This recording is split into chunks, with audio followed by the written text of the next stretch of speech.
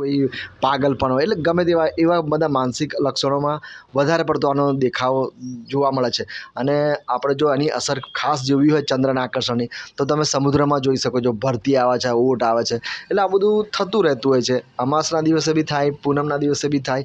તો એનું કારણ છે ચંદ્રના આકર્ષણની અસર. હવે ચંદ્રની આકર્ષણનું જે વધારે અસર પાણીમાં વધારે દેખાઈ જાય છે. તો આપણા શરીરમાં તો પાણીમાં 80થી 85% પાણી આપણા શરીરનું હોય છે. તો પછી આપણા શરીર પર અસર તો થાય જ. અને એમાં જો સૌથી વધારે અસર તો મગજ ઉપર થાય છે. તો તમને મગજના જે બીમારીઓ આપણને દેખાઈ જાય છે. તો આ દિવસોમાં એનું કહેવાનો અર્થ શું છે કે જે હોય ને એ ઉભરો આવે એટલે જે હોય એ વધી જાય.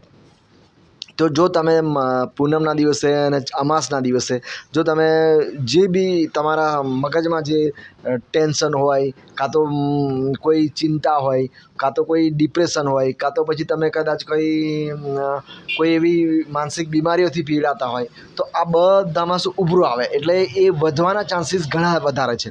તો એટલા જ માટે શું કરવું જોઈએ કે આપણે ગુસ્સો બી હોય તો એટલા માટે આ દિવસોમાં તમે તમારું મગજ શાંત રાખવું જોઈએ. શાંત રાખવા માટે તમે શું કરો તો કે એક તો તમે મગજ શાંત ક્યારે રહે તો તમે કોઈ એવા ધાર્મિક સ્થળ પકડો કે જ્યાં મગજ મંદિર પકડો, પૂજા ઉપાસના કરો. તો શું છે કે તમારું મગજ શાંત રહેવાના ચાન્સીસ બહુ વધારે રહે છે. તો એટલા માટે તો આપણા જે ધર્મગુરુઓ છે, આપણા જે વડીલો છે, એ લોકોએ શું આપણને આ દિવસોમાં પૂનમના દિવસે, અમાસના દિવસે શું આપણને પૂજા અર્ચના કરવાનું મહત્ત્વ આપ્યું છે. એટલે શું તમે પૂજા અર્ચના કરો એટલે તમારું સ્વાભાવિક છે કે તમારું જે મગજ છે ને એ શાંત રહે. અને તમે જે તમારા ઈષ્ટદેવની પૂજા અર્ચના કરો એટલે તમારામાં શું સકારાત્મક જે વિચારો હોય એ વધે. અને સકારાત્મક વિચારો વધે એટલે શું છે કે તમારા જે બી સકારાત્મક વિચારો વધવાથી શું થાય કે તમને અમુક દેખીતા ઘણા ફાયદા થાય. અને જો તમે આ વિચારો વધે એટલે તમારામાં જે અમુક રોગોનું જે અમુક લેવલ હોય એ બી શાંત થાય.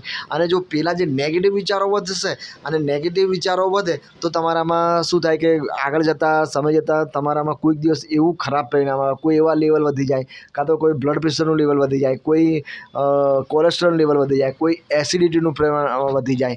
તો આવા બધા લેવલને લીધે શું થાય કે તમારામાં શરીરમાં અમુક મોટી બીમારીઓ આવવાના ચાન્સીસ વધારે છે. અને જો તમે સકારાત્મક વિચારો વિચારો અને શાંત મગજ રાખો તો શું છે કે તમારામાં જે બી લેવલ હોય એ નીચે જવાના ચાન્સીસ છે. અને તમે શું છે કે આમ જે બી તમારામાં હોય એ રોગો હોય, જે બી હોય એ ઓછા થાય. અને એટલા માટે જ તો પૂનમના દિવસે, અમાસના દિવસે અને કોઈ એવી અમુક તિથિ હોય એના દિવસે તમે આપણા જે વડીલોએ કેમ આપણને ઉપવાસ કરવાનું કીધું છે અને કેમ આપણે એ દિવસોમાં મગજ શાંત રાખવા કીધા છે. તો આવા દિવસોએ જે મગજ શાંત રાખવું જોઈએ. અને એનાથી તમારા જે શાંતપણું મગજ આવશે તો ટાઈમ બોલજે, શાંતપણું આવશે તો કેટલા થયા?